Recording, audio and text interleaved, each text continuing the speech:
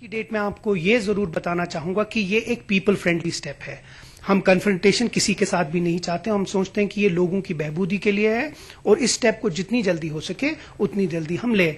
उसके अलावा मैं ये भी बोलना चाहूंगा कि शायद कुछ लोग इस पॉलिटिकल क्राइसिस को इकोनॉमिक्स के साथ जोड़ते हैं, वो सही नहीं है। ये एक पॉलिटिकल इशू है, बट पॉलिटिकल लोगों के लिए है। तो इस स्टेप को जितनी जल्दी हो सके हमें उठाना चाहिए। मैं आपको एश्योर करता हूं कि अगर टाइम बाय करना होता तो फिर हम परसों रिपोर्ट नहीं देते। परसों हम रिपोर्ट दे रहे हैं, तो इसलिए बाय करने का है ही नहीं। अब इसमें कांग्रेस ये समझती थी कि कुछ इलाके जो हैं वो इग्नोर हो रहे हैं, उनको मुश्ताक कमेटी ने ऐड नहीं किया है। इसलिए वजह ये थी, किसी को नीचा दिखाने की या किसी को ये करने की कोई नीयत कांग्रेस की नहीं थी।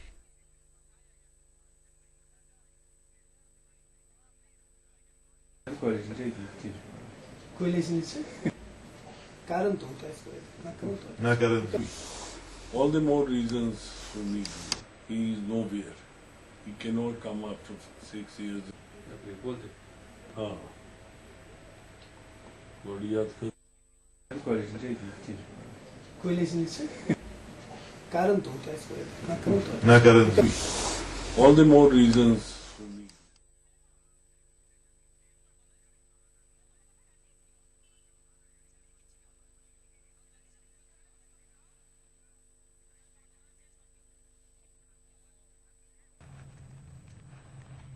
मरकजी वजारत बराए अक़लियती उमूर के 8वें योम तासीस के मौके पर वजीर आजम मनमोहन सिंह के हाथों नेशनल वक्फ डेवलपमेंट कॉरपोरेशन लिमिटेड का इफ्तिताह अमल में आया। दिल्ली के विज्ञान भवन में मुनक्किदा इस तकरीब में यूपीए चेयरपर्सन सोनिया गांधी और मरकजी वजीर बराए अक़लियती उमूर के रहमान भी शिरकत की।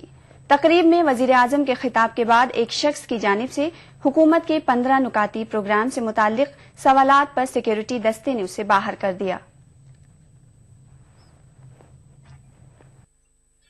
मरकजी वजारत बराए अक़लियती उमूर के ज़ेर निगरानी एक नए शोबे का आगाज हुआ है। मुल्क भर में मौजूद वक्फ जायदादों को तरक्की देने की गरज से नेशनल वक्फ डेवलपमेंट कॉरपोरेशन के नाम से एक नए इदारे का क़याम अमल में आया। इदारे के क़याम का मकसद वक्फ अर्जियात को तरक्की देते हुए इनसे होने वाले आमदनी को मुसलमानों के फलाह व बहबूद के लिए इस्तेमाल किया जाना है। तकरीब से खिताब करते हुए वज़ीर आज़म डॉक्टर मनमोहन सिंह ने हुकूमत के इस इक़दाम को अक़लियती तबके की फलाह की जानिब एक और अहम कदम करार दिया है। National Waqf development corporation is just one of the several far-reaching initiatives that the Ministry of Minority Affairs has taken ever since its inception in the year 2006. Ladies and gentlemen, this corporation has been established with an authorized share capital of rupees 500 crores. It will facilitate and mobilize financial resources for setting up of facilities like schools, colleges, hospitals on Waqf property for community purposes in a transparent manner. वज़ीर आज़म के खिताब के बाद एक फर्द ने मरकजी हुकूमत के 15 निकाती प्रोग्राम के निफाज से मुतालिक सवालात करने चाहे, लेकिन वज़ीर आज़म के हिफाजती दस्ते ने उसका मुंह जबरन बंद करते हुए उसे बाहर कर दिया। दूसरी जानिब सोनिया गांधी ने अपने खिताब में मुल्क की अवाम को सेकुलरिज्म को नुकसान पहुंचाने वाली ताकतों से होशियार रहने का मशवरा दिया। भाइयों और बहनों, अनेकता में एकता भारतीय सभ्यता और संस्कृति की बुनियाद है। हमारा संविधान अक़लियतों सहित सभी नागरिकों के अधिकारों की गारंटी देता है। शासन तंत्र की यह जिम्मेदारी है कि वह सेक्युलर मूल्यों की रक्षा करें, उससे प्रोत्साहित करें और माइनॉरिटी को समान अवसर का लाभ मिले। यह जरूरी है कि माइनॉरिटी के लोग अपने आप को सुरक्षित महसूस कर सके। Bureau report, ETV news. नाज़रीन, जैसे कि हमने आपको बताया कि कांग्रेस और एनसी इत्तेहाद को लेकर दिल्ली में सोनिया गांधी के घर पर मीटिंग खत्म हो गई। एनसी कांग्रेस इत्तेहाद पर आइए बात करते हैं हमारे नुमाइंदे शैलेन वांगू से। शैलेन, मीटिंग खत्म हो गई है, क्या जानकारी है आपके पास? जी सना, ये मीटिंग काफी क्रूशियल थी, काफी अहम थी, क्योंकि जिस तरह से ये बयान आया था, ये इशारे आए थे नेशनल कॉन्फ्रेंस की तरफ से, चीफ मिनिस्टर की तरफ से कि वो अलायंस तोड़ सकते हैं और वो इस्तीफा दे सकते हैं। तो आज ये जो खबरें आ रही हैं कि सोनिया गांधी के रेजिडेंस पे, उनके घर पर एक मीटिंग हुई थी जिसमें शामिल हुए थे गुलाम नबी आजाद, जनार्दन द्विवेदी, इसके अलावा सैफुद्दीन सोल और जो तमाम कांग्रेस के जो आला नेता है वो इस मीटिंग में शामिल हुए थे। लेकिन जो अब तक जो खबर निकल के आ रही है वो ये है कि क्योंकि उमर सरकार नेशनल कॉन्फ्रेंस, उनका ये कहना है कि कांग्रेस को जो रिपोर्ट देनी है इस पूरे मामले पर, सब कमेटी की जो रिपोर्ट है वो 31 जनवरी तक देनी होगी, क्योंकि पहली फरवरी को कैबिनेट होनी है जिसमें इस पर फैसला होगा। लेकिन माना यह जा रहा है कि कांग्रेस अब इस पूरे मामले पर थोड़ा वक्त और मांग सकती है नेशनल कॉन्फ्रेंस से, क्योंकि वो जल्दबाजी में कोई भी सर्वे नहीं करना चाहती। ऐसे जो सोर्सेज हैं कांग्रेस के वो ये बता रहे हैं कि क्योंकि सुबह आज मेरी बात हुई थी गुलाम हसन मीर से, जो वाकई एग्रीकल्चर मिनिस्टर है, उन्होंने भी ये बात हमसे कही थी कि ये जो फैसला है नए एडमिनिस्ट्रेटिव यूनिट्स बनाने का, ये सिर्फ नेशनल कॉन्फ्रेंस का नहीं है, ये पूरी कोalition गवर्नमेंट का है जिनको ये फैसला करना है। साथ ही साथ जो नेग्लेक्टेड एरियाज है, जिन इलाकों को नजरअंदाज किया गया जम्मू कश्मीर में पहली वाली रिपोर्ट में, उसको शामिल करना जरूरी है। तो जाहिर तौर पर वक्त की कमी है इस वक्त कांग्रेस के पास, और जो सोर्सेज हमें बता रहे हैं कांग्रेस के कि कांग्रेस थोड़ा और वक्त मांग सकती है नेशनल कॉन्फ्रेंस से इस सर्वे को पूरा करने के लिए, ताकि जो नई रिपोर्ट आएगी उसमें तमाम उन इलाकों का भी जिक्र होगा जो पहली रिपोर्ट में नहीं थे। हालांकि गुलाम हसन मीर ने ये बात भी कही कि 700 यूनिट की बात कर रही है नेशनल कॉन्फ्रेंस, लेकिन हम चाहते हैं सिर्फ 700 नहीं बल्कि तो बढ़ाया जाए, 700 की बजाय इसमें मान लीजिए 800 यूनिट भी हो सकते हैं। लेकिन हम चाहते हैं कि जो नेग्लेक्टेड एरियाज हैं, जिन एरियाज को नजरअंदाज किया गया है, वो भी इसमें शामिल किए जाए। तो कहीं ना कहीं वक्त की कमी है कांग्रेस के पास, इसलिए माना जा रहा है कि नेशनल कॉन्फ्रेंस से और वक्त मांगा जा सकता है। आज की जो मीटिंग है जो हुई है दिल्ली में, इसमें हालांकि किसी ने सामने आकर खुलकर इस मामले पर बात नहीं की है, लेकिन माना जा रहा है कि आज दोपहर तक कुछ एक इंडिकेशन सामने आ सकती है, कुछ एक जो मंत्री हैं वो इस पर खुल के बात कर सकते हैं। जी सना, इलेक्शन के सामने जो कुछ बातें आ रही हैं सामने, तो उससे क्या दोनों पार्टियों पर क्या फर्क पड़ेगा? देखिए सना, क्योंकि ये टाइम काफी क्रूशियल है, ये वक्त काफी सेंसिटिव है, क्योंकि जम्मू कश्मीर में 6 साल की सरकार होती है, उसमें से 5 साल तो नेशनल कॉन्फ्रेंस और कांग्रेस की अलायंस पूरे कर चुकी है। अब सिर्फ 1 साल रह गए, 1 साल के आखिर में इलेक्शन होने हैं। माना यह जा रहा है कि नेशनल कॉन्फ्रेंस जिस तरह से दबाव बना रही है, जिस तरह से प्रेशराइज कर रही है कांग्रेस को, तो कहीं ना कहीं ये सिर्फ एक दबाव बनाने का ही। जी शैलेन, आपका बहुत बहुत शुक्रिया इस तमाम तफसीलात के लिए। ये थे शैलेन जो कि दिल्ली से हमें जानकारी फराहम कर रहे थे। रुख लेंगे छोटा सा वक्फे के बाद फिर हाजिर होते हैं खबरनामे में।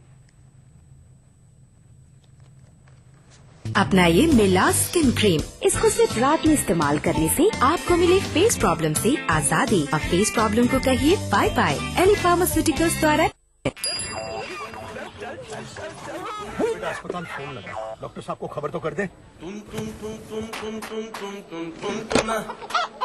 ये लो। अरे मोबाइल कहाँ है? मोबाइल यहाँ। चल छोड़, पक्की सड़क पकड़ ले। अरे संभल के। अरे पक्की सड़क कहाँ गई? कौन सी पक्की सड़क बापू? हाँ? चल मुन्ना, स्कूल आ गया। पक्का स्कूल कहाँ गया? अरे रुक, ये स्कूल थोड़ी ना है। स्कूल ही तो है। बहकी बातें कर रहे हैं बाबूजी, अस्पताल में दिखा लेते हैं। अरे अब्दुल, ये बोरिया बिस्तरा लेकर तुम सब कहाँ चल दिए? शहर ताऊ, और कहाँ? पेट भी तो पालना है। अरे वो तालाब खींचने का काम तो तुम्हें मिला है ना मनरेगा से। मनरेगा? हाँ। वो क्या है? हाँ, चल बेटा, आगे अस्पताल पे रोक ले। रुक। अरे लल्लन भैया, यहाँ अस्पताल था, वो कहाँ गया? आ गए हो क्या चाचा? अस्पताल जाना है तो शहर में जाओ।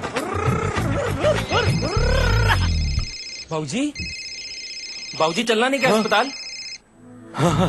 हाँ, अस्पताल, पक्की सड़कें, पक्के स्कूल, मनरेगा और कितना कुछ।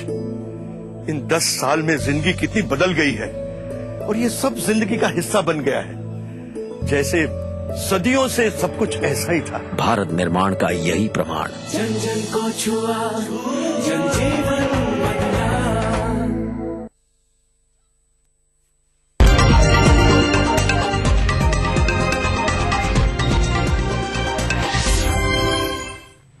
खबरनामे में एक बार फिर आपका खैर मकदम है। रुख करेंगे मजीद खबरों का।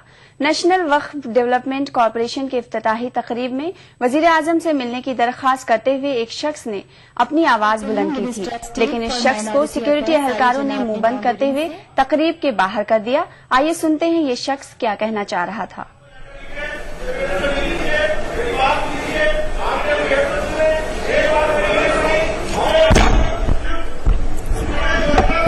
मैं गुजारिश करती हूँ minister of state for minority affairs आले जनाब ने नॉन्ग इरिंग से कि शुक्रिया अदा। आज प्राइम मिनिस्टर से बहुत अच्छा मौका था कहने का। मैं 150 दिन तक लेटर लिखा कि प्राइम मिनिस्टर मुझसे मिल लीजिए, हम अपने इलाके की तरक्की के लिए आपसे बात करना चाहते हैं। मगर वजीर आजम ने हमारे 150 दिन के लेटर का एक भी जवाब नहीं दिया। मैंने प्रधानमंत्री के 15 पॉइंट प्रोग्राम्स जो उन्होंने खुद बनाए हैं मुसलमानों की वेलफेयर के लिए, मेरे जिले में जहां से मैं आता हूं वो दिल्ली का नॉर्थ ईस्ट डिस्ट्रिक्ट है, वहां पर एक भी प्रोग्राम नहीं चल रहा है। 1984 के मुखालिफ सिख फसादात की एसआईटी के जरिए जांच का मामला जोर पकड़ता जा रहा है। इसी सिलसिले में दिल्ली के वजीर आला अरविंद केजरीवाल ने आज लेफ्टिनेंट गवर्नर नजीब जंग से मुलाकात की। सुप्रीम कोर्ट के एक सीनियर वकील एचएस फूलका का कहना है कि अगर कांग्रेस गुजरात फसादात की एसआईटी जांच की हिमायत करती है तो फिर 1984 फसादात की जांच एसआईटी के जरिए क्यों नहीं कराई जा सकती है। वाज़ेह रहे कि 1984 फसादात में हजारों सिखों को हलाक कर दिया गया था। इस मामले में सिर्फ 28 अफराद को ही सजा हुई थी।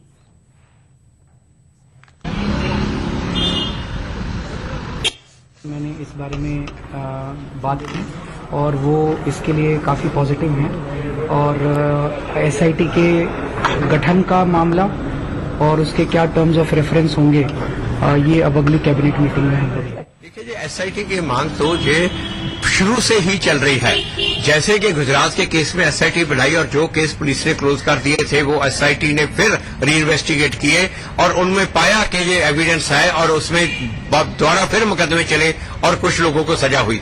जैसे ही क्योंकि दिल्ली के केस में भी तकरीबन 40-45% जो एफआईआर रजिस्टर है उसमें ये जो दिल्ली पुलिस ने केस क्लोज कर दिया एज अनट्रेस्ड, ये कह के केस में एविडेंस अवेलेबल नहीं है। नानावती कमीशन की रिपोर्ट के मुताबिक 241 एफआईआर, 587 टोटल एफआईआर रजिस्टर किए थे। बीच में 241 एफआईआर एज अनट्रेस्ड को क्लोज कर दिया दिल्ली पुलिस ने, कहा कि इसमें एविडेंस अवेलेबल नहीं है। तो ये एसआईटी की मांग शुरू से हो रही है। दिल्ली ख्वातीन कमीशन की चेयरपर्सन बरखा सिंह को केजरीवाल हुकूमत ने हटाने का फैसला लिया है।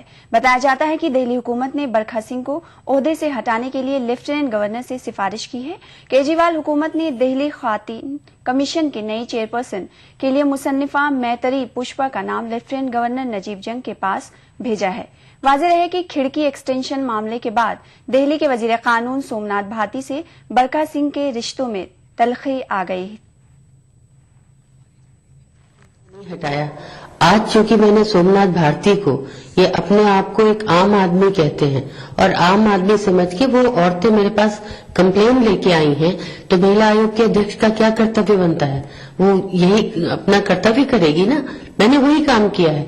तो ये अगर आम आदमी है तो इनको आना चाहिए और अगर इस वजह से ये मुझे हटा रहे हैं तो ये सरासर गलत है और ये मेरे ऊपर अत्याचार है। इनका कहना ये था कि हम महिलाओं की सुरक्षा करेंगे, तो ये क्या सुरक्षा कर रहे हैं? ये तो उल्टा हमारा ही हैरेसमेंट कर रहे हैं ना। दिल्ली के वजीर आला अरविंद केजरीवाल ने बरखा सिंह की जगह मैत्री पुष्पा को दिल्ली ख्वातीन कमीशन की चेयरपर्सन बनाए जाने की सिफारिश को हक बजानिब करार दिया है। केजरीवाल का कहना है कि वो पुराने सिस्टम के बरखिलाफ कुछ बेहतर करने की ख्वाहां हैं।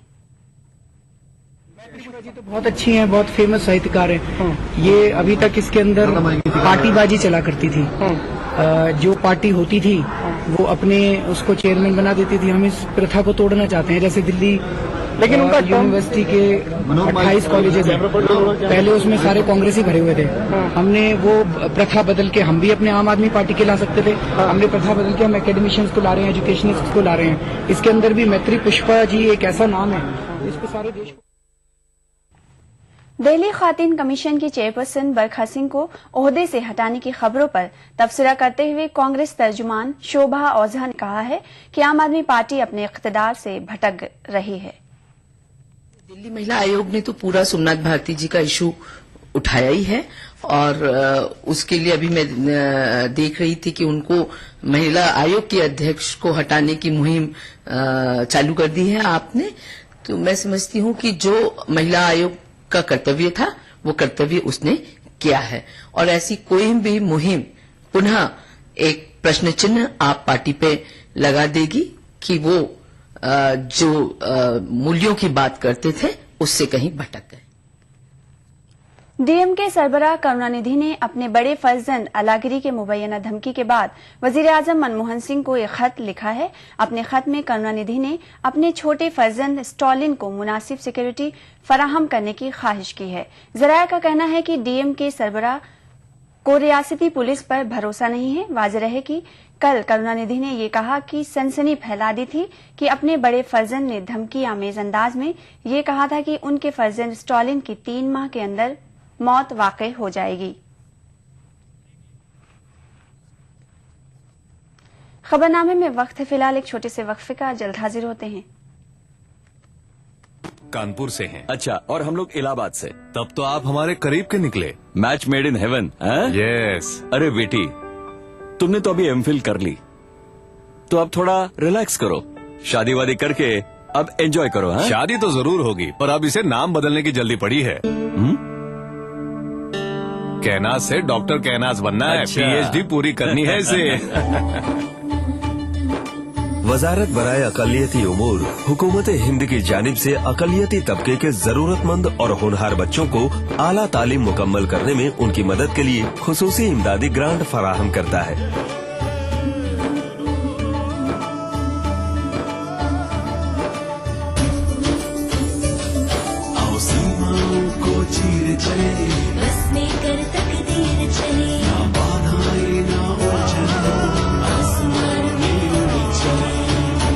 आप बनेंगे तो बनेगा हिंदुस्तान।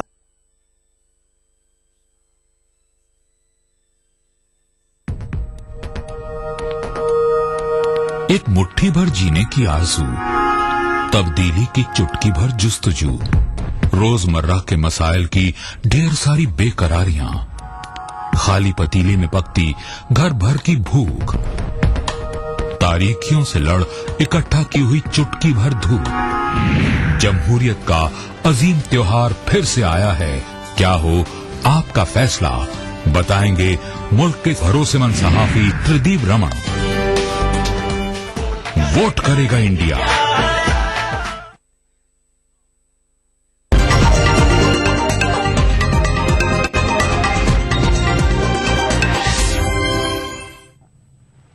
ब्रेक के बाद एक बार फिर आपका खैर मकदम है। अमरीकी सदर बैरक ओबामा ने कहा है कि 2014 के बाद अमरीका अफगानिस्तान में थोड़ी तादाद में फौज को रखेगा। ताहम ओबामा ने फौज की तादाद को वाज़ेह नहीं किया। कांग्रेस के सालाना इजलास से खिताब करते हुए ओबामा ने कहा कि अलकायदा के इम्कानी खतरे से निपटने के लिए अफगानिस्तान में अमरीकी फौजियों को तैनात रखेगा। अमरीकी सदर बराक ओबामा का कहना है कि जंगज़दा मुल्क अफगानिस्तान से अमरीका मुकम्मल तौर पर फौजी इनखला नहीं करेगा। ओबामा का कहना है कि सन 2014 के बाद भी अफगानिस्तान में अमरीकी अफवाज का कयाम रहेगा। अमरीकी कांग्रेस के सालाना इजलास से खिताब करते हुए अमरीकी सदर ने कहा कि अफगान फौज को ट्रेनिंग देने और अलकायदा से निपटने के लिए थोड़ी तादाद में अमरीकी फौज अफगानिस्तान में मौजूद रहेगी। अपने खिताब के दौरान ओबामा ने अमरीकी अफवाज की तादाद का जिक्र नहीं किया। 2014, we will support a unified Afghanistan as it takes responsibility for its own future. If the Afghan government signs a security agreement that we have negotiated, a small force of Americans could remain in Afghanistan with NATO allies to carry out two narrow missions: training and assisting Afghan forces and counterterrorism operations to pursue any remnants of al-Qaeda. सदर Obama ने al Qaeda के इम्कानी खतरे को मुस्तरद नहीं किया। Obama ने कहा कि अलकायदा ने अपने पैर दूसरे ममालिक में फैला लिए हैं। That danger remains. While we've put al-Qaeda's core leadership on a path to defeat, the threat has evolved as al-Qaeda affiliates and other extremists take root in different parts of the world. In Yemen, Somalia, Iraq, Mali, we have to keep working with partners to disrupt and disable those networks. In Syria, we'll support the opposition that rejects the agenda of terrorist networks. Congress से खिताब के दौरान Obama ने कई एक मौज़ूआत का इहाता किया। Obama ने कहा कि शाम और ईरान के तनाज़े को हल करने के लिए अमरीका पाबंद अहद है। अमरीकी सदर ने कहा कि अमरीका शाम में अपोजिशन की तायीद जारी रखेगा। ओबामा ने ईरान पर नई पाबंदियों के खिलाफ कांग्रेस को खबरदार किया। अमरीकी सदर का कहना है कि ईरान के मसले के हल के लिए सफारती कोशिशों को एक मौका दिया जाना चाहिए। ओबामा ने कहा कि अगर कांग्रेस ईरान पर नई पाबंदियां आयद करने का मंसूबा बनाएगी तो वो उसे वीटो करेंगे। Bureau report, ETV news. जुनूबी अमेरिका का एक बड़ा हिस्सा बर्फानी तूफान से शदीद मुतासिर हुआ है। खराब मौसम के बाद अटलांटा में वाक़े दुनिया के मसरूफ तरीन एयरपोर्ट से उड़ान भरने वाली तकरीबन 900 परवाजों को मनसूख कर दिया गया है। परवाजों के मनसूखी की वजह से मुसाफिरों को मुश्किलात का सामना करना पड़ा। सर्दी के शिद्दत ने शिकागो नदी को पूरी तरह से मुंजमद करके रख दिया है। बर्फानी तूफान की वजह से मकामी इंतजामिया ने स्कूलों को भी बंद कर दिया है और हाईवेज भी बंद कर दिए हैं।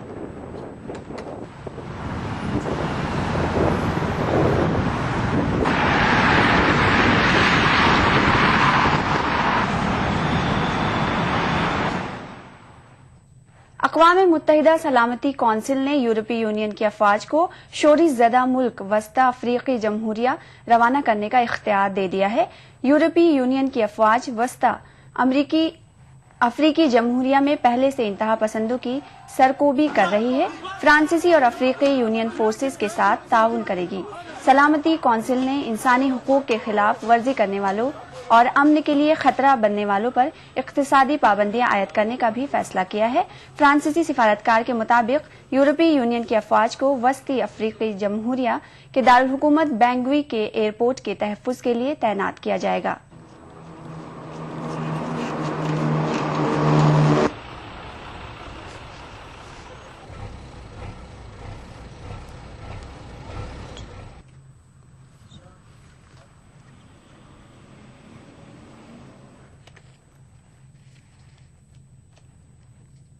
यूक्रेन के सदर विक्टर यानुकोविच ने वजीर आजम मैकोला एज़ारो का इस्तीफा कबूल करते हुए हुकूमत को तहलील करने के हिक्मा पर दस्तखत कर दिए हैं। मुस्तफा वजीर आजम एज़ारो का कहना है कि मौजूदा बहरान के पुरअमन हल और सियासी समझौते की राह हमवार करने की गरज से उन्होंने ओहदे से इस्तीफा दिया है। उन्होंने कहा कि हुकूमत ने गुज़िश्ता 2 महीनों से जारी सियासी बहरान के हल के लिए हर मुमकिन इक़दामात किए हैं। एज़ारो ने कहा कि मौजूदा हालत से मुल्क की सियासी व इक़्तिसादी तरक्की का अमल शदीद तौर पर मुतासिर हुआ है। इसी दौरान यूक्रेन के सदर ने एहतजाजी मुजाहिरों से मुताल्लिक हाल ही में मुरतब करदा मुतनाज़ा कानून को भी कल अदम करार दे दिया है।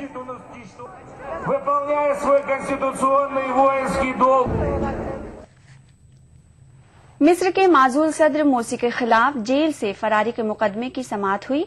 मोहम्मद मोर्सी को पिंजरे में बंद करके अदालत में पेश किया गया। मोर्सी ने कहा कि वो आज भी जमहूरिया मिस्र के कानूनी सदर हैं।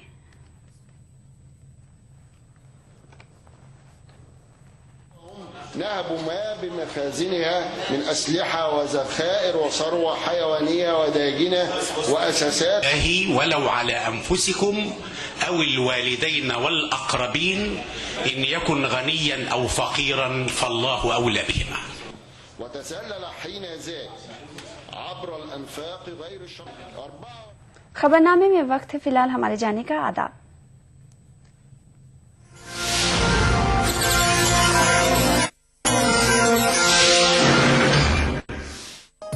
इस प्रोग्राम को पेश करने में ताउन किया हमदर्द जिगरीन और अपने लीवर को बनाइए स्ट्रॉन्ग।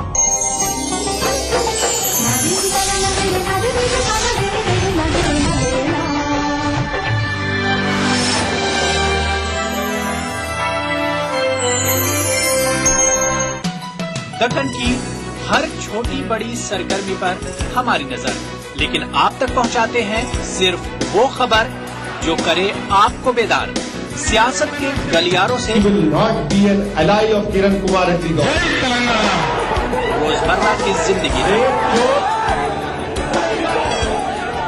दक्कन के गोशे गोशे से आप तक खबरें पहुंचाता दक्कननामा, रोजाना शाम 6:30 बजे।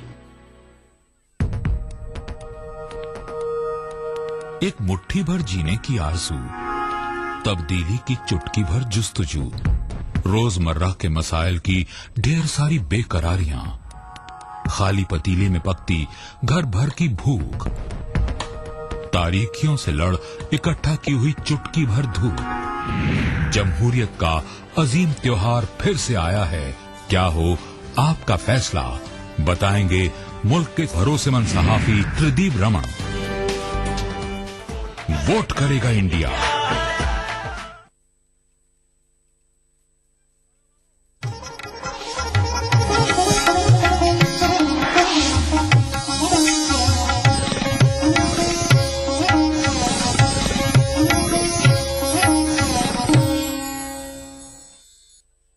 इस प्रोग्राम को पेश करने में ताउन कर रहे हैं बांगर सीमेंट, सस्ता नहीं सबसे अच्छा। Shri ultra red oxide, Bharat का एकमात्र जंग रोधक सीमेंट।